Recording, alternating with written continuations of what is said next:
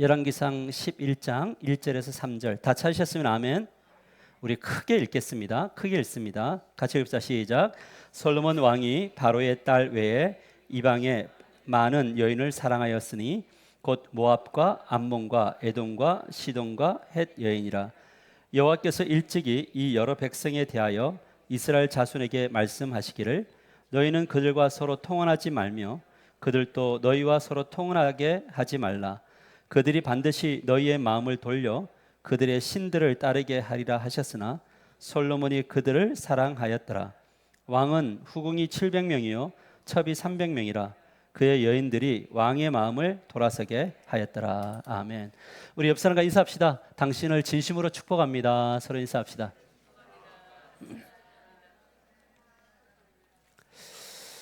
우리는 계속해서 하나님과 통하는 사람들의 언어 습관에 대해서 배우고 있습니다. 오늘은 솔로몬에 대해서 배우려고 합니다. 히브리서 11장 1절을 읽어가다 보면 기라성 같은 믿음의 사람들의 이름이 열거되어 있습니다. 그들의 이름은 다음과 같습니다. 아벨, 에녹, 노아, 아브라함, 사라, 이삭, 야곱, 요셉, 모세, 기생 라합, 그 다음에 기드온, 바락, 삼손, 입다, 다윗, 그리고 사무엘이 이름이 등장을 합니다. 이들 한 사람 한 사람은 믿음의 사람들이라는 이거 이펙트 좀 빼주세요. 사람들이라는 호칭을 붙여도 이상할 것이 없는 탁월한 사람들입니다. 그런데 이곳에 빠지면 안 될 것 같은 한 사람이 나와요. 왜냐하면 기생 라합, 전직 기생이었던 라합의 이름이 들어와 있다면 이 사람은 빠지면 안 되는 거죠. 그 사람이 바로 누구냐면 솔로몬입니다. 여러분, 솔로몬이 누구입니까? 솔로몬은 지혜의 왕입니다. 그의 지혜가 얼마나 뛰어났던지 열왕기상 4장 30절에 31절에 이렇게 말씀하고 있어요. 보세요. 솔로몬의 지혜가 동쪽 모든 사람의 지혜와 애굽의 모든 사람들 모든 지혜보다 뛰어난지라. 그는 모든 사람보다 지혜로워서 예스라 사람 예단과 마올의 아들 해망과 갈골과 다르다보다 나음으로 그의 이름이 사방 모든 나라에 들렸더라. 이렇게 이야기해요. 그러니까 지혜가 얼마나 탁월했던지, 이름이 모르는 사람들이지만 탁월했던 이 그들보다 너무나 탁월해서 모든 나라에 솔로몬이라면 지혜의 왕, 이것으로 정평이 나 있다는 거죠. 그렇다면 그는 지혜만 가졌느냐? 그렇지 않습니다. 그는 아버지가 이루지 못했던 성전 건축이라고 하는 위대한 사명도 감당을 했고요. 또한 아가서, 전도서, 잠언서를 기록을 해서 우리들에게 남겨주었고 지혜서에 대한 집대성을 한 위대한 왕입니다. 여러분, 이 얼마나 위대한 삶을 살았던 왕입니까? 그런데 히브리서 기자는 이 탁월한 지혜의 왕 솔로몬을 믿음의 대열에서 제외시켜요. 이유가 무엇이냐면 그 해답이 그의 인생 전반기와 후반기로 극명하게 나눠지는데 그의 전반기 언어 생활, 후반기 언어 생활이 이 삶을 결정지었습니다. 오늘은 솔로몬의 전반기 언어 생활과 후반기 언어 생활이 어땠는지를 함께 살펴보면서 우리의 언어 습관을 수정해 나가는 시간이 되기를 주님의 이름으로 간절히 축복합니다. 그래서 오늘 하나님과 통하는 사람들의 언어 습관 9번째, 솔로몬에게서 배우다를 하겠습니다. 자, 솔로몬의 전반기 언어 생활은 뭐냐면 핵심 키워드가 하나님의 영광을 위하여입니다. 따라합시다. 하나님의 영광을 위하여. 여러분, 무엇을 하든지 먹든지 마시든지 입든지 이 솔로몬의 이 생각 속에는, 뇌구조에는 뭐가 있냐면 하나님의 영광을 위하여라는 게 있어요. 하나님의 마음에 합한 사람 다윗이 죽었어요. 여러분, 모든 사람은 죽습니다. 이건 아멘을 안 하더라고요. 자, 모든 사람은 죽습니다. 여러분, 우리가 얼마 전에 시청의 앞에서 그냥 퇴근길을 하고 그냥 걸어가는 사람 뒤에서 차가 이 사람은 그날 그 일이 일어날 것을 몰랐을 겁니다. 그리고 연락을 하며 걸어가는 그 사람도 죽었어요. 우리의 죽음은 어떻게 이루어질지 아무도 모릅니다. 다 죽습니다. 그리고 그 뒤를 이어서 솔로몬이 왕이 됩니다. 왕이 된 후에 그가 제일 먼저 한 것, 왕이 된 후에 제일 먼저 한 것, 그것은 바로 예배였습니다. 기본 산당에서 하나님께 1,000번째 1,000마리의 생축을 도축해서 하나님 앞에 뭐냐면 제물을 드렸습니다. 솔로몬은 하나님 앞에 나아갈 때 1,000마리 소가 아깝지 않았습니다. 아낌없이 희생의 제물을 드렸습니다. 오늘 이 맥주 감사절 때 아낌없이 드렸던 것처럼 그렇게 드렸습니다. 솔로몬은 몸과 마음을 희생 제물에 담아서 하나님께 고백 하나를 했습니다. 하나님 사랑합니다. 예배라는 것은 무엇이냐면 하나님 사랑합니다. 이 고백을 하는 거예요. 여러분 사랑하면 설레이나요? 예배당에 올 때 하나님 사랑합니다. 집에서 옷을 입으면서 또 운전대를 잡으면서 또 문 인사를 나누면서 예배당에 딱 앉았을 때 하나님 사랑합니다. 이것이 예배예요. 이 고백이 없으면 우리는 사랑하지 않는데 의무적으로 앉아 있는 거예요. 그러자 하나님은 그의 사랑의 고백을 받으세요. 왜? 진실되니까. 그리고 받고 난 다음에 한 가지 질문을 던집니다. 이것을 나에게 주신 질문으로 받아들이면서 읽어볼까요? 열왕기상 3장 5절 같이 한번 읽읍시다. 크게 시작. 3장 5절이요. 그런가요? 기본에서 같이 읽읍시다. 시작. 기본에서 밤에 여호와께서 솔로몬의 꿈에 나타나시니라. 하나님이 이르시되 내가 내게 무엇을 줄고 너는 구하라. 내가 내게 무엇을 줄고 구하라. 우리가 믿는 하나님은 어떤 분이시냐면 잘 들어보세요. 하나님을 사랑하고 사랑하고 복받을 준비가 되어 있으면 그 사람에게 하나님은 항상 주시는 말씀이 뭐냐면 내가 내게 무엇을 줄까? 이걸 물어봐요. 여러분 잊지 마십시오. 전심으로 하나님을 사랑하고 복 받을 준비가 되어 있으면 하나님은 선물을 주시는 분이시다.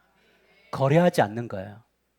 오늘 내가 나와줄 거니까 뭐 해주세요 이게 아니라 그분이 나에게 뭘 줄까 이것이 아니라 그냥 그분을 사랑하는 거예요. 이것이 삶의 습관이 될 때 하나님은 그 사람에게 계속 뭔가를 주기를 원하세요. 이게 아버지의 마음이에요. 하지만 이때 대답을 잘해야 됩니다. 내가 무엇을 줄까 이러면 대답을 잘해야 됩니다. 이것이 중요한 지점이에요. 솔로몬은 보십시오. 그가 무엇을 구하냐면 열왕기상 3장 6절에서 9절 보면 솔로몬이 이르되 누가 주의 이 많은 백성을 재판할 수 있사오리까? 듣는 마음을 종에게 주사 주의 백성을 재판하며 선악을 분별하게 하옵소서. 이야기해요. 솔로몬이 하나님께 구했던 건 뭐냐면 하나님의 백성을 잘 다스릴 수 있는 분별력이면 됩니다. 지혜면 됩니다. 이렇게 이야기해요. 여러분 이 대답은 갑자기 질문한 것에 대한 갑작스러운 대답일까요? 아니면 평소에 가지고 있었던 대답일까요? 그렇죠. 솔로몬은 왕이 딱 되고 난 다음에 내가 한 게 없는데 왜 이렇게 큰 왕이 됐지? 내가 하나님을 위해서 무엇 해야 되지? 그럴 때 하나님 앞에 기도할 때마다 하나님이 뭘 주시냐면 너의 인생의 왕은 나다. 너는 나의 대리자인 거야. 이거 잊지 말아야 돼. 너는 왕으로 살지만 모든 거 누리지만 너 나의 대리자야. 그럴 때 이 솔로몬의 마음속에 하나님 맞아요. 저 대리자입니다. 그러면 당신의 백성입니다.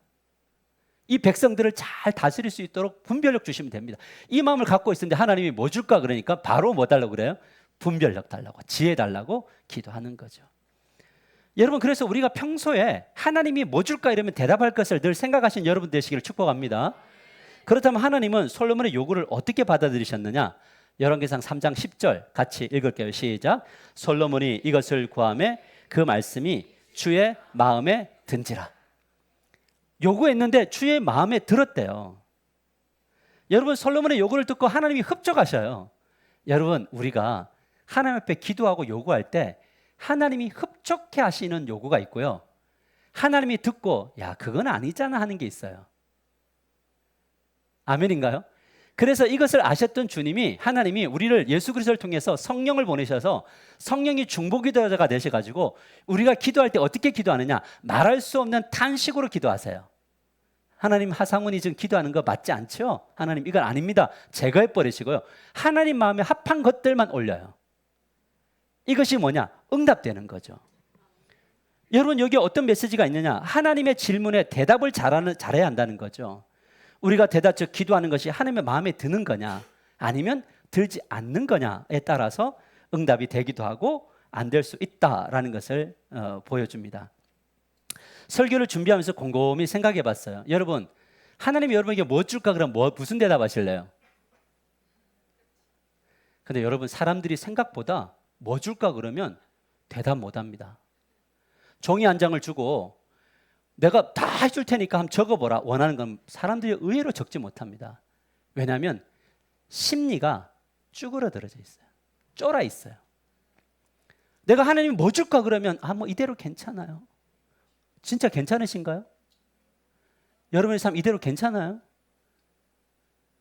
뭔가 괜찮으면 그냥 가만히 있어도 되는데 막 이리저리 뛰고 막 조금 없으면 불안해하고 뭐 힘들어하면서 괜찮대요. 아니죠. 주님이 뭐 줄까 그러면 평소에 대답을 갖고 있어야죠.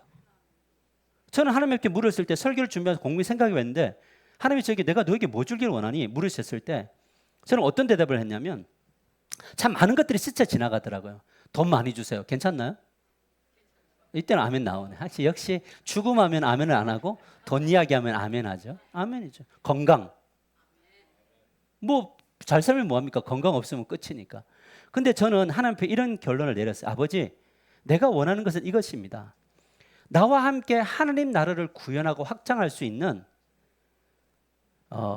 그리고 하나님 나라를 전진할 수 있는 각양각색의 은혜를 은사를 가진 300명 붙여주세요. 그래서.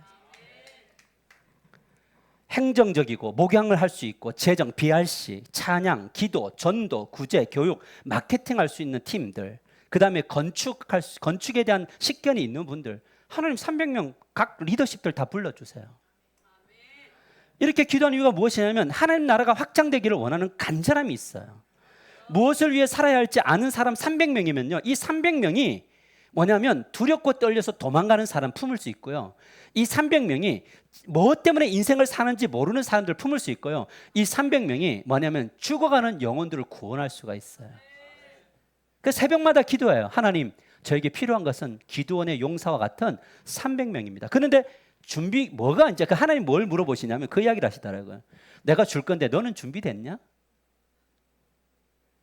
그 제가 이제 이번에 경제 복음을 하면서 저희 이제 280문항을 해봤어요. 그러니까 경제 심리가 쪼그라들어 있는 거야. 저는요 개혁가형이더라고요. 앞으로 갑니다. 돌진 이런데 그 마음속에는 뭐냐면 될까? 이게 과연 가능할까? 여러분, 우리 마음속에 그게 있더란 말이죠. 그래서 우리가 하나님이 복받을 준비를 한다는 건 뭐냐면 300명을 주세요가 아니라 그 길을 하지만 중요한 건 뭐냐면 300명을 이끌 수 있는 그 복받을 준비가 너에게 되어 있느냐를 묻는 거죠. 우리가 늘 하나님 앞에 요구를 하는데 하나님 마음에 합하지를 않는 거예요. 무엇이 나를 그러면 내가 왜 이런 확신을 가지고 이제 기도하느냐? 그래서 그 확실성은 열왕기상 3장 11절 13절에 있어요. 내가 같이 읽을까요? 시작. 내가 내 말대로 하여 내게 지혜롭고 총명한 마음을 주노니 내 앞에도 너와 같은 자가 없었거니와 뒤에도 너와 같은 자가 일어남이 없으리라. 내가 구하지 아니한 부귀와 영광도 내게 주노니 내 평생의 왕들 중에 너와 같을 자가 없을 것이라. 우리가 믿는 하나님은 어떤 분이십니까? 하나님의 마음에 드는 예배, 하나님께 그래서 그 예배 속에서 요청하고 구하면 주시고 거기다가 뭘 줘요? 덤으로 주신다는 거예요. 이것이 사실이라면 우리가 집중해야 될 것이 뭘까? 그것은 제일 첫 번째 단추가 뭐냐? 제대로 된 예배를 드려라. 제대로 된 사랑 고백을 해라. 언제? 일상 예배 속에서 사랑 고백을 하고 또 그 다음에 주일 공동체 예배 속에서 사랑 고백을 하라 그러는 거죠. 우리 아이들과 밥 먹으면서 대화를 잠시 나누는데 우리 한 녀석이 이런 이야기 하더라고요. 빨리 가을이 왔으면 좋겠다. 아빠 왜 그러냐 그랬더니 너무 덥잖아. 그래서 내가 찰렁하더라고요. 왜냐하면 저는 하루하루가 너무 소중해요. 빨리 안 갔으면 좋겠습니다. 내가 지나온 날들을 돌아보면 주님 앞에 정말 부끄러운 것들밖에 없는데 이렇게 빨리 지나가 버리면 나는 주님 어떻게 볼 수 있을까라고 하는 그 두려움. 그래서 저에게 있어서 하루는 너무 소중합니다. 하루하루가 정말 귀합니다. 그래서 최선을 다해서 주 앞에 예배하고 사랑 고백하려고 하는 거죠. 그러면서 뭐합니까? 그곳에서 하나님의 뜻을 발견하고 하나님의 마음을 발견하고 하나님이 요구하시면서 하나님께 요구하면 하나님은 반드시 들어줄 줄 믿습니다. 그래서 가능한 크게 벌리는 거죠. 그리고 주실 것을 믿는 거죠. 저는 요즘 마음속에 목사로서 우리 자녀들을 어떻게 복되게 할 수 있을까? 복을 주는 통로가 될 수 있을까? 요즘 저는 확신이 들어요. 저는 우리 자녀들 하나님 주시는 복받게 할 거고 복을 누리는 방법을 가르쳐 줄 거예요. 그래서 그렇게 살 겁니다. 모든 순간을 의미 있게 보내는 것, 그것이 바로 하나님께 복받는 비결이다라는 것을 우리가 잊지 않게 되기를 주님의 이름으로 간절히 축복합니다. 그러나 더 중요한 것은 뭐냐면 복을 받은 후의 태도, 그것이 중요합니다. 이것은 제가 1000번을 강조해도 이것은 변치 않는 진리입니다. 따라서 복을 받는 것보다 복을 유지하고 복되게 사는 것이 중요합니다. 하나님께 복을 받은 솔로몬은 하나님께 어떤 태도를 취하느냐? 열왕기상 6장 7절을 보시면 참 특이한데요. 읽어볼까요? 시작. 이스라엘 자손이 애굽 땅에서 나온 지 480년이요 솔로몬이 이스라엘 왕이 된 지 4년 15월 곧 둘째 달에 솔로몬이 여호와를 위하여 성전 건축하기를 시작하였더라. 이것을 보면 복을 받은 솔로몬이 제일 먼저 한 게 뭐냐면 왕이 된 지 4년 둘째 달에 성전을 건축해요. 이런 출애굽한 지 480년 만에 이루어진 엄청난 사건입니다. 그런데 이 구절에서 우리가 주목해야 할 것은 무엇이냐면 1절의 후반부인데 뭐냐면 누구를 위하여 성전을 지었죠? 여호와를 위하여, 하나님께 영광, 이것을 뭘 지었다고요? 성전을 지었다고요. 오늘 목사님이 왜 저 성전 이야기를 하나, 이제 목사님이 건축을 하려고 하나, 이렇게 건축하려고 밑밥 깔고 있나 이런 생각할 수 있을 건데요. 예, 맞아요.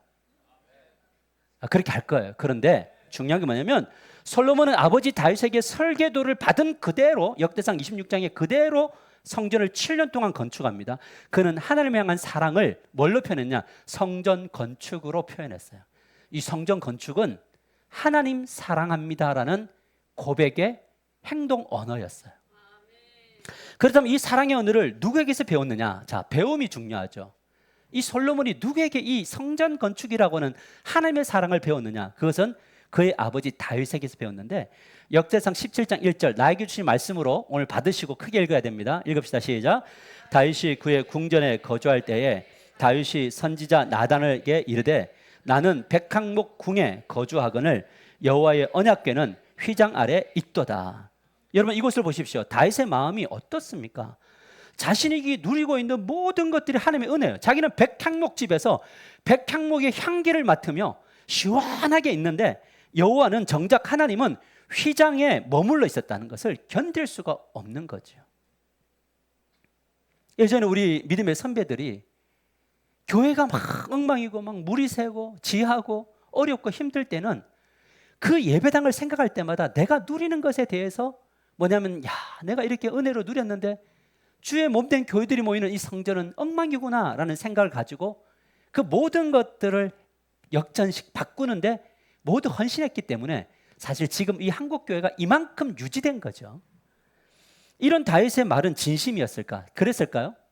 정말 말로만 했을까요? 진짜 행동으로 옮겼을까요? 진심이었어요. 여러분 진심의 언어는요 반드시 행동이 따릅니다.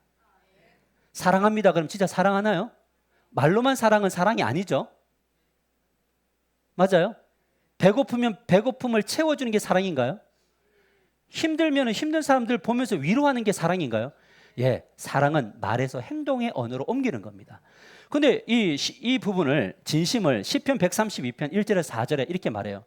다윗이 여호와여 다윗을 위하여 그의 모든 겸손을 기억하소서. 그가 다윗이 여호와께 맹세하여 야곱의 전능자에게 서원하기를 내가 내 장막집에 들어가지 아니하며 내 침상에 오르지 아니하고 내 눈으로 잠들게 하지 아니하며 내 눈꺼풀로 졸게 하지 아니하기를. 여러분 마치 있잖아요. 지금 다윗이 자기 자신을 학대하는 것 같잖아요. 하루 종일 열심히 살았는데 장막에 가서 안 쉬겠대요. 침상에 안 오르겠답니다. 눈이 내려올 때는 눈꺼풀을 다시 이렇게 끄집어 올리겠다는 겁니다. 안 자겠다는 거예요. 언제까지 그렇게 삶을 살 것이냐면 시편 132편 5절 보면 이렇게 말해요. 현대 성경으로 같이 읽읍시다. 시작. 여호와의 성소 곧 야곱의 전능하신 하나님이 계실 집을 마련하기까지 하리라. 성전이 건축되기 전까지는 우선순위가 뭐냐? 우선순위가 내가 먼저 집에 가서 쉬고 이거를 내 이 안락함을 누리는 것으로부터 시작하지 않겠다. 성전이 지어지고 그 다음에 나는 잠자고 성전에서 나는 하나님을 만나고 쉬겠다. 이 고백이 있는 거죠. 여러분, 이것이 바로 뭐냐면 왜 이런 삶을 살았느냐? 하나님을 사랑했기 때문에 그래요. 사랑은 그런 것입니다. 사랑은 상대방이 원하는 것으로 가는 거죠. 우리가 하나님을 사랑한다면 하나님이 원하시는 것이 무엇입니까를 물어야죠. 언제까지 하나님 나를 사랑하십니까로 갑니까? 하나님은 여러분을 사랑하십니다. 이것은 진리예요. 그러면 이제 우리가 성숙되었으면 뭘 해야 되냐? 이제 내가 하나님이 원하시는 것을 무엇을 해야 될까요? 물어야 될 우리 하나교회인 줄 믿습니다. 내가 무엇을 해야 될까요? 솔로몬이 뭐냐면 이 사랑을 배우고 이어받았어요. 그렇다면 솔로몬이 이 이야기가 오늘 우리에게 주는 도전이 뭐냐? 오늘 제가 정말 건축하자, 내일부터 건축하자 이 이야기를 하는 거냐? 그게 아니에요. 우리가 하나님을 사랑한다면 하나님의 초소, 성전을 건축하는 삶이 우리에게 우선순위가 되어야 돼요. 그러나 이것을 구약의 개념에서 신약의 개념으로 갖고 오면 우리의 성전이 무엇이냐라는 거예요. 이 부분을 에베소서 2장 20절에서 22절은 이렇게 말합니다. 너희는, 우리 모두는 사도들과 선지자의 터 위에 말씀 위에 세우심을 입은 자라 그리스도 예수께서 친히 모퉁이 돌이 되셨느니라. 우리의 모든 건축에, 이 교회의 건축에, 이 교회가 교회되는 모퉁이 돌에 누가 계시냐? 예수 그리스도가 있으시죠. 그 안에서 건물마다 서로 연결하여 주 안에서 성전이 되어 가고 너희도 성령 안에서 하나님이 거하실 처소가 되기 위하여, 너희가 하나님이 거하시는 처소가 되기 위하여 그리스도 예수 안에서 함께 지어져 가느니라. 이 의미를 모르거나 실행하지 않는 것은요, 하나님을 사랑하는 것이 아니에요. 이 교회인 우리를 세워가는 일에 함께 지어져 가기를 포기하는 것은요, 그것은 하나님을 사랑하는 것 아니에요. 아무리 우리가 하나님을 사랑합니다, 대단히 고상한 척하고 믿음 있는 척해도 함께 지어져 가는 데서 빠지면 그것은 하나님을 사랑하는 것이 아니다는 거죠. 그 이유를 좀 이따 말할게요. 여러분, 우리의 머리는 누구시죠? 그리스도이신가요? 우리는 다 지체인가요? 그럼 여기에 필요 없는 사람 있나요? 옆 사람 한번 봐보세요. 이 사람 없으면 좋을까요? 주로 없으면 좋을 사람은 옆에 있지 않고 저 뒤에 있죠. 여기에 한 사람도 필요하지 않는 사람은 아무도 없어요. 여러분, 그렇다면 하나님의 처소인 성전, 곧 교회를 지을 때 어떤 일이 주어지는가? 자, 여러분, 성전을 짓고 교회가 교회될 때 어떤 일이 일어나느냐? 이걸 역대하 7장 11절에 15절에 이렇게 말합니다. 보세요. 솔로몬이 여호와의 전과 왕궁을 건축을 마치고 솔로몬의 심중에 여호와의 전과 자기의 궁궐에 그가 이루고자 한 것을 다 형통하게 이루었어요. 하나님의 은혜로. 근데 자, 성전 건축을 다 끝나고 나니 밤이에 여호와께서 솔로몬에게 나타나사 그에게 이르시되 내가 이미 내 기도를 들었다 이야기해요. 어떤 기도입니까? 이 기도는 뭐냐면 성전 봉헌식을 할 때 솔로몬이 하나님 앞에 딱 기도할 때 하나님의 임재가 가득할 때 어떤 기도냐면 하나님, 이 성전에 와서 예배드리면 질병도 낫고 문제도 해결되고 사람이 죄를 지었다가 망한 사람이 또 돌아와서 이 예배당에서 하나님을 만나면 또 혹시 포로로 잡혀갔다가 이 예루살렘 성전을 향하여 기도하면 하나님을 인정하고 기도하면 포로에서 회복되는 역사가 일어나 주십시오. 이런 엄청난 기도를 하는데 이 하나님이 이 기도를 들으셨단 말이에요. 듣고 이곳을 택하여 내게 제사하는 성전을 삼았으니 자, 그다음부터 중요해요. 혹 내가 하늘을 닫고 비를 내리지 아니하거든 혹 메뚜기들에게 토산을 먹게 하거나 혹 전염병이 내 백성 가운데 유행하게 할 때에, 무슨 말이냐면 망할 때의 이야기예요. 메뚜기가 재물을 다 먹던 경제적으로 무너졌을 때, 맞아요? 연병이 든다는 것은 육신의 질병이 있을 때, 비가 내리지 않아서 이른 비 늦은 비가 내리지 않아서 우리의 삶식이 엉망이 되어 버렸을 때, 이때 뭘 하느냐? 내 이름으로 일컫는 내 백성이, 누구의 이름으로? 하나님의 이름으로, 주님의 이름으로 일컫는 내 백성, 하나님의 백성이, 구원받은 자들이 그들의 악한 길에서 떠나 스스로 낮추고 기도하여 내 얼굴을 찾으면 내가 하늘에서 듣고 그들의 죄를 사하고 그들의 땅을 고칠지라. 하나님을 예배하는 성전, 즉 교회 공동체는 어떤 힘을 가지고 있느냐? 회복과 축복의 원리가 있는 곳이다. 교회는 회복하는 곳이다. 축복받는 곳이다. 문제가 발생할 때 그럼 뭘 해야 되냐? 교회에 와야죠. 교회가 어디입니까? 이 예배당도 와야 되지만 믿는 사람들이 성전인 우리가 모여야 된다고요. 아멘? 이 성전에 와서 함께 모여 뭘 하는 거냐면 악한 길에서 떠나 회개하고, 악한 길에 떠난 게 뭐죠? 회개하는 거죠. 악한 길에 있는 걸 회개하는 거예요. 스스로 낮추는 거죠. 뭘 낮춥니까? 내가 왕되었던 것을 낮추고 이제 내가 왕이 아니고 주님이 왕입니다. 주권 인정하고 하나님의 얼굴을 찾으며, 여러분 오늘 이 시간에 하나님의 얼굴이 우리 가운데 우리 하나님이 보고 계심을 믿으시길 바랍니다. 목장이 모일 때마다 하나님이 그것을 보신다고요. 우리의 기도를 들으신다고요. 그곳에서 뭐냐면 들으실 때 죄 용서도 하시고 땅이 뭐냐면 땅이 복을 받아 회복된다고요. 땅이 어디입니까? 우리 가정이 회복되고 그 다음에 교회가 회복되고 그 다음에 삶의 현장이 회복된다고요. 이것이 바로 성전 곧 교회 공동체를 함께 지어가야 하는 이유다라는 겁니다. 아멘인가요? 함께 지어가야죠. 그런데 중요한 것은 뭐냐면 성전 중심의 삶을 포기하면 결국 망하죠. 그래서 망하는 겁니다. 교회가 무너지면 여러분들도 다 죽어요. 여러분들 지금 삶이 그냥 형통하게 이루어지는 것이 아니라 교회로부터 하나님이 복을 주셔서 여러분의 삶이 그나마 견디고 살 수 있도록 한 거죠. 왜요? 교회에 하나님의 임재가 있으니까요. 이것을 솔로몬 후반기 언어가 어떻게 해서 솔로몬이 이제 후반에 망했는지 이게 보여주는데요. 솔로몬의 후반기 습관, 전반기 습관은 무엇을 위하여? 하나님의 영광을 위하여. 근데 후반기는 뭐라고요? 자기 영광을 위하여로 바뀌어요. 참 신기한 게 뭔지 아세요? 먹고 살만하고 배부르면요 아무 문제가 없으면 전부 자기 영광으로 다 갚버려요. 이게 이 중심에 누가 있는 줄 아세요? 사단 마귀가 있다고요. 그렇다면 솔로몬의 후반 언어 습관은 어땠는가? 후반의 언어 습관은 자기 영광으로 가득 채웠는데 그것을 단적으로 보여주는 것이 열왕기상 11장 1절에서 3절 한번 보세요. 같이 읽어볼까요? 시작. 솔로몬 왕이 바로 딸 외에 이방의 많은 여인을 사랑하였으니 곧 모압과 암몬과 에돔과 시돈과 헷 여인이라. 왕은 후궁이 700명이요 첩이 300명이라. 그의 여인들이 왕의 마음을 돌아서게 하였더라. 모든 게 다 완벽했잖아요. 그러면 바로의 딸 외 이러면 바로 딸까지만이라도 이것도 하나님 원하시는 건 아니지만 하면 되는데 그 외에 뭐냐면 이방 여인들을 전부 후궁 700과 첩 300으로 삼아서 1000명의 여인들을 거느리는 그런 이상한 사람이 되었다는 거죠. 근데 그 여인들이 전부 다 하나님으로부터 돌아서겠다는 거예요. 지금 솔로몬이 어떤 일을 벌이고 있냐면 하나님 사랑에서 이방 여인 사랑과 우상 숭배로 가고 있잖아요. 그 결과 그 온 땅이요 전부 마귀와 귀신 천지가 되었다고요. 그 결과 이스라엘은 솔로몬 이후에 남북으로 나눠졌는데 여러분 북이스라엘이 250년 동안 그 나라를 유지할 때에 한 번도 성전에 온 사람이 없어요.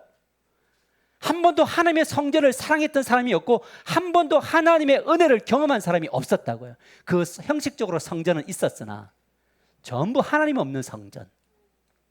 그런데 남유다는 왔다 갔다 하다가 그 외에 총 시작부터 386년 동안 왔다 갔다 하다가 결국 586년에 망했지요. 이것이 바로 이 불행이 누구로부터 시작되느냐? 성경은 솔로몬이다 이렇게 이야기해요. 여러분의 자녀들 중에 하나님의 성전을 밟지 않을 수 있다고요. 우리로 인하여 북이스라엘 영성을 가질 수 있다고요. 여러분 이것이 얼마나 중요한, 여러분 그래서 우리가 주목해야 될 게 뭐냐면 우리 안에 있는 이방 여인들이 뭔지, 우리 안에 있는 영적인 이방 여인, 우리를 하나님으로부터 떠나게 하는 것이 뭔지. 게으름의 이방 여인요, 욕망의 이방 여인, 귀차니즘의 이방 여인, 막 이 정도면 된 거 아니냐. 기준을 딱 낮춰. 여러분 기준을 낮추면요 계속 가면 갈수록 기준이 죽어요. 기준을 높게 잡아야 그나마 유지합니다. 이게 영적인 원리예요. 나는 이 정도면 됐어. 그러면 영이 회복되느냐? 아닙니다. 하나님의 나라는 침노하는 자들의 것이에요. 이대로 안 됩니다. 주님 더 필요합니다. 나는 오늘 주님이 없으면 안 됩니다. 주님, 우리 자녀들 주님 만나야 됩니다. 여름 성경학교 할 때 와서 그 아이들 그 시간에 모여서 기도하고 엎드리고 아이들에게 영적인 추억 남겨주고, 인생의 겨울을 만났을 때 우리 자녀들이 어느 날 주일학교라는 단어만 떠올라도 오늘 2024년도 7월 12일 그날 밤 우리 하나교회에서 나는 이런 추억이 있었지 돌아오는 거죠. 본이 되어야 된다고요. 여러분, 그렇다면 솔로몬이 이 지경이 된 이유가 뭐냐? 그것은 잘 보세요. 하나님의 말씀이 들리지 않았기 때문이에요. 답시다. 하나님의 말씀이 들리게 하소서. 이거에 승부 걸어야 돼요. 열왕기상 11장 2절에 보니까 이렇게 말합니다. 여호와께서 일찍이, 자, 먼저 하나님이 다 하시고 이 여러 백성에 대하여 이스라엘 자손에게 말씀하시기를 너희는 그들과 서로 통혼하지 말며 그들도 너희와 서로 통혼하지 하게 하지 말라. 그들이 반드시 너희의 마음을 돌려 그들의 신들을 따르게 하리라 하셨으나 솔로몬이 그들을 사랑하였더라. 이렇게 나와요. 안 된다 이야기했는데 하잖아요.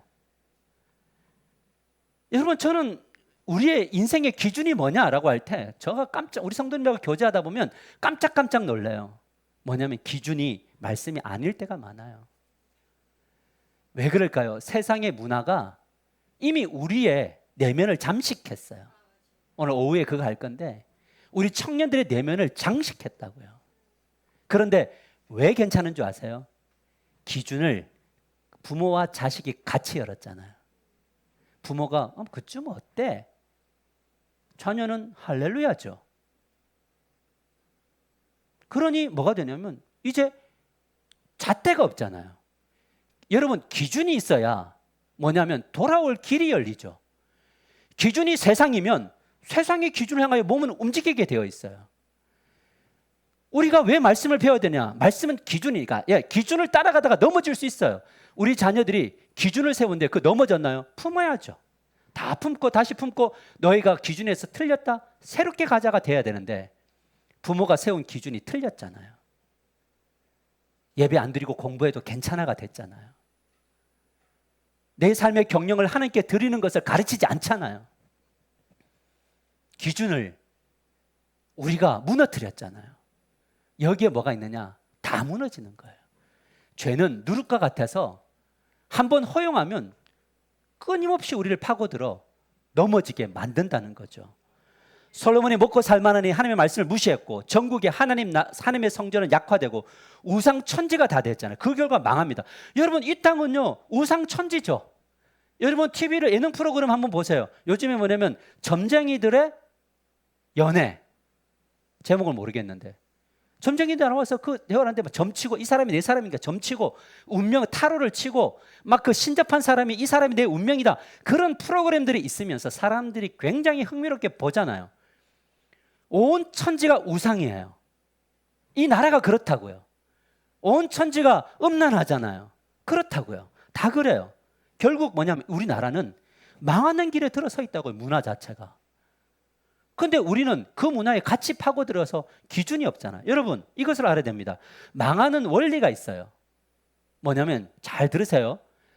이거를 마음속에 두어야 뭐냐면 복받는 원리로 갈 수 있습니다. 자, 저는 마이너스를 이야기합니다. 첫째, 망하는 원리, 성전, 즉 교회 공동체와 멀어진다. 교회 오는 게 너무 싫다. 모이는 게 힘들다. 이게 첫 번째 단추예요. 두 번째, 말씀이 안 들리죠. 당연히 교회에 오기 싫으면 말씀이 안 들리죠. 오늘 진짜 억지로 어쩔 수 없이 오는 분들은 말씀이 안 들린다고요. 근데 세 번째 뭐냐? 스스로 왕이 되어 자기 중심적으로 그러니까 살죠. 왜? 말씀을 걷어쳤는데요. 그러니까 뭐냐면 기준이 내가 되죠. 근데 이 기준을, 말씀이라는 기준 옆에 나를 대야 되는데 항상 말씀이 없으니 기준이 내가 되는 거죠. 그러면 뭐가 되느냐? 교회 오면 내가 세운 기준에 말씀이 치고 끼어 들어오면 기분 나쁘죠. 은혜가 안 되는 거예요. 그러다 보면 뭐 하게 되냐? 넷째, 서서히 망해요. 여러분, 망하는 게 팍 망하면요 돌이키기가 편한데 진짜 깨구리 물 찬물에 넣었다가 살짝 온도 데피면 그 온도에 죽는 것처럼요 망하는 게 서서히 망해요. 근데 그게 보인다고요. 저희 눈에는요. 근데 말을 하면 그걸 불편해요. 망한다고요. 서서히 망한다고요. 그 원리가 뭐라고요? 성전, 교회 모이기가 싫다. 말씀이 안 들린다. 셋째, 스스로 왕이 되어 자기 중심적으로 산다. 그리고 서서히 망한다는 거죠. 그런데 중요한 건 뭐냐면 자기만 망하는 게 아니라 다 망해요. 이게 뭐냐면 영적인 원리예요. 이건 진리예요. 자기가 망하는 것만이 아니라 주변이 함께 망한다고요. 가정에 문제가 생기면 자기 고집을 피우면 안 되죠. 자기 생각을 관철시키면 안 되죠. 아픈 사람이 왜 아픈지, 그 아픔 속에는 뭔가 있는지, 그리고 거기서 내가 해야 할 역할이 뭔지, 이것을 하나님께 묻고 가야죠. 하나님이 다 알아서 하시나요? 그런 게 어디 있어요? 자, 말씀을 맺을게요. 사랑하는 성도 여러분, 솔로몬의 인생을 보여주는 것이 무엇이, 왜 우리에게 인생을 통해서 뭘 보여주시고 하는 거냐? 그것은 하나님이 주신 복을 받아 누리는 것도 중요하지만 끝까지 복을 받아 복이 되는 삶이 더 중요하다. 특별히 말과 행동의 언어가 복 받는 언어로 바뀌어야 된다. 아멘? 아니, 말하는 거 돈 안 들죠? 그러면 뭐냐? 말의 습관을 복 받는 습관으로 바꾸세요. 말을 던질 때 복 받게 하는 말을 던지세요. 사람을 살리는 말을 하세요. 그게 중요하죠. 여러분, 그렇다면 복 받는 언어 습관이 뭐냐? 아까 마이너스를 이야기해. 성경은 전부 마이너스 이야기해요. 왜? 마이너스를 뒤집어야 복이 나오거든요. 자, 아까 마이너스를 뒤집습니다. 여러분 보세요. 복 받는 원리. 첫째, 성전 즉 교회 공동체에 가까워진다. 둘째, 말씀을 은혜로 받는다. 스스로 왕됨을 포기하고 하나님의 말씀에 순종한다. 서서히 복을 받아 복이 되는 삶을 살게 한다. 여러분, 복도요 서서히 받아요. 복이 팍 주어지지 않아요. 왜? 복을 팍 줘봐야 못 받아내요. 제가 하나님이 300명사 준비하실 건 줄 건데 제가 지금 300명 줘봐야 제가 경영 못해요. 저는 저 자신을 그걸 봤어요. 이게 그 개혁가고 비전이 있는데 안 주셨던 이유가 뭐냐? 내가 기드온처럼 300명을 이끌 만한 그릇이 안 됐잖아요. 지금 저의 그릇은 지금 현재까지 얼마나? 100명. 지금 우리 교회 100명이잖아요. 근데 이 이상 왜 안 늘어나느냐? 그릇이 안 된단 말이에요. 그러면 서서히 복 받는 그릇으로 바꿔야죠. 복은요 습관이 있다고요. 망하는 것도 습관이지만 복 받는 것도 습관이에요. 자, 그러면 우리가 망하는 습관으로 체질화되어 있는데 갑자기 복 받는 습관으로 바뀌나요? 아니죠. 복 받는 습관은요 자기가 육신이 원하는 것을 꺾어치고 와야 복 받아요.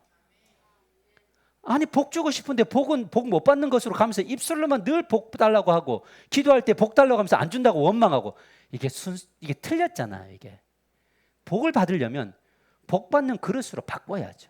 습관을 바꿔야죠. 아멘을 안 하는 이유는 안 하겠다는 거죠. 내가 지난주에 그 이야기했죠. 성전에 모이기를 힘쓰라고. 주일 중심으로 가라고. 근데 주일날 다 가버려요. 식사하고. 안 된다고요. 함께 예배하고 함께 기도하고 어떻게든 이 주일날 주님의 은혜 안에 머물러서 그 영적인 것을 채워야 간다고. 여러분, 교회를 떠나면 교회를 떠나고 말씀을 떠나면 그래서 여러분이 하고 싶은 대로 하면 편하던가요? 저는 내가 이거 다 주님 다 필요 없고 나는 좀 이렇게 그렇게 해서 얼굴 편한 사람 얼굴 저는 본 적이 없어요. 왜 그런 줄 아세요? 은혜는 교회로부터 받아야 돼요. 내가 주님 주신 사명을 감당해야 돼요. 근데 몸이 되게 힘든 것 같은데 영이 살아요. 영이 사니까 뭐냐면 삶 속에 능력이 나타나죠. 이것이 중요해요. 그래서 근데 많은 사람들이 그런 이야기예요. 이 성전이 어떻게 함께 지어져 간다 했죠. 근데 이런 이야기예요. 나 한 사람 빠진데 뭐 문제 있겠어? 여러분 한 사람 빠지면 문제가 있을까요, 없을까? 이 교회가 문제 없어요. 그런데 문제가 생겨요. 이게 중요해요. 여러분이 빠진다고 해서 그 자리 누군가가 채워져요. 그런데 이렇게 사람들이 다 마음을 내가 없어도 가잖아요. 그러면 함께 지어져 가야 돼요. 머리신 주님의 몸이 함께 지어져 간다고요. 내가 빠지면 안 된다고요. 밑에서 발 역할을 할 사람들이 빠지면 무릎이 꺾이잖아요. 지렛대를 맡아야 될 허리들이 나가 없어도 된다고 빠지면 뭐가 되면 허리가 꺾이잖아요. 이 머리신 주님을 받쳐야 될 중직자들이 내가 없어도 된다고 하면 이 머리가 꺾어진다고요. 머리신 주님이 우리를 통해서 일할 수 없다고요. 근데 어떻게 내가 빠지면 됩니까? 아닙니다. 기도할 때 내가 없으면 안 되지. 목장 모임을 가질 때 내 한 사람이 없으면 안 되지가 아니라 내가 필요해. 그래야지 같이 살아. 교회 공동체 기도에 내가 빠지면 되지가 아니라 내가 있어야지. 그런 마인드가 돼야죠. 그러면 가끔 지쳐서 기도할 힘이 없는 사람들이 회복을 얻어요. 어떤 사람들 때문에 얻느냐? 나를 통해서 일하십시오. 내가 여기 있습니다. 그것을 고백하는 사람들 통해서 일한다는 거죠. 공동체가 무너지면 다 죽어요. 여러분, 지금 이 땅은 엄청난 위기예요. 앞으로 20년 안에 이 인구 절벽이 꺾어져요. 우리 교회들마다 어린아이를 볼 수가 없다고요. 비극이잖아요. 이 비극을 우리는 뭐냐면 속도를 줄이게 만드는 역할을 해야죠. 그래서 우리 교회가 이 시대에 마지막에 기준점이 되는, 이 부천의 기준점이 되기를 주님의 이름으로 간절히 축복합니다. 그래서 우리는 영적인 긴장감을 가져라라는 거예요. 답시다. 내가 없으면 안 됩니다. 우리 옆 사람과 인사합시다. 당신이 없으면 안 됩니다. 아멘이죠. 뭐 가족들은 당연한 거고요. 뒤를 돌아보아. 그 사람이 없으면 안 돼. 그래서 누군가 안 보이면 이 안타까움이 우리에게 있어야죠. 목사만 그 마음이 아니라 모두가 다. 그러면 목회자는 말씀과 기도에 전무하고 뜨겁게 치고 가면 300용사들이 목사가 말씀으로 심으면 300명이 물 주는 사역을 하는 거예요. 잘하게 하고 사역하게. 그러면 뭐가 되냐? 교회가 힘이 생겨요. 목사님이 알아서 심고 물 주시고 우리는 그냥 가만히 있고 나에게도 물 주세요.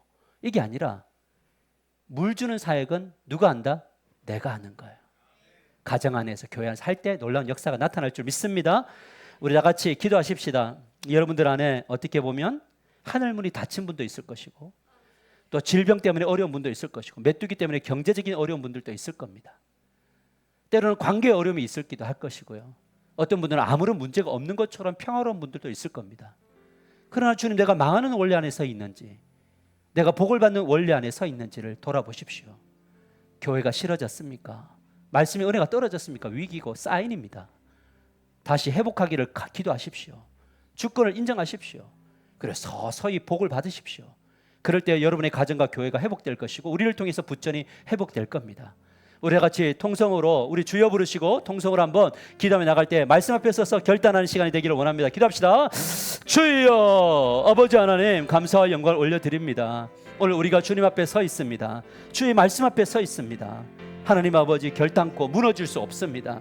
망하는 원리를 따라가지 않겠습니다. 잠시 육신은 편할 겁니다. 교회를 떠나고 말씀을 떠나 있으면, 그래서 내 마음대로 살면 잠시 편하겠지만 정말 주님 그곳에 샬롬이 있을 수 없고 평안이 있을 수 없습니다. 우리는 주여 부족해도 주님과 함께 걷겠습니다. 동행하겠습니다. 하나님 아버지, 그래서 주님, 우리가 공동체를 가까이 하고 말씀의 은혜를 받고 스스로 왕됨을 포기하고 주님의 왕됨을 인정하겠습니다. 서서히 복을 받게 해주십시오. 우리 교회가 그렇게 될 겁니다. 하나님 아버지, 그렇게 되게 하실 것을 믿고 이 종을 세우셨습니다. 우리 주여, 우리 장로님들과 권사님들과 우리 안수집사님들, 우리 목자 목녀들이 이 비전 앞에 서게 하시고 이 비전을 가진 300용사들을 보내어 주셔서 아버지 세워주셔서 연약한 무릎들, 연약한 지체들을 품고 갈 수 있도록 도와주시고 이 300용사들 안에 우리 청년들이 세워지게 도와주시기를 원하고 우리 주일학교 아이들도 세워지는 놀라운 역사들이 임하여서 가정들마다 놀라운 은혜가, 하나님 놀라운 역사들이 일어날 수 있도록 은혜를 베풀어 주실 줄 믿습니다. 하나님 아버지, 그래서 우리가 모일 때마다 하나님의 강력한 역사와 모일 때마다 은혜가 나타나고 모일 때마다 회복의 역사가, 질병이 치유되고 경제적인 문제가 해결되고 하나님 아버지여, 그러면 또 우리 하늘의 문이 열리고 그래서 이른 비와 늦은 비가 우리 교회 가운데 일어나고 또 때로는 고통 가운데 될 때 견뎌야 될 때는 견디며 인내하며 연단을 잘 받아 위대한 하나님의 군사들이 될 수 있도록 역사하여 주실 줄 믿습니다. 하나님 축복하여 주시옵소서. 사랑이 많으신 예수님의 이름으로 기도드리옵나이다. 아멘. 우리 다 같이 일어나실까요? 일어나서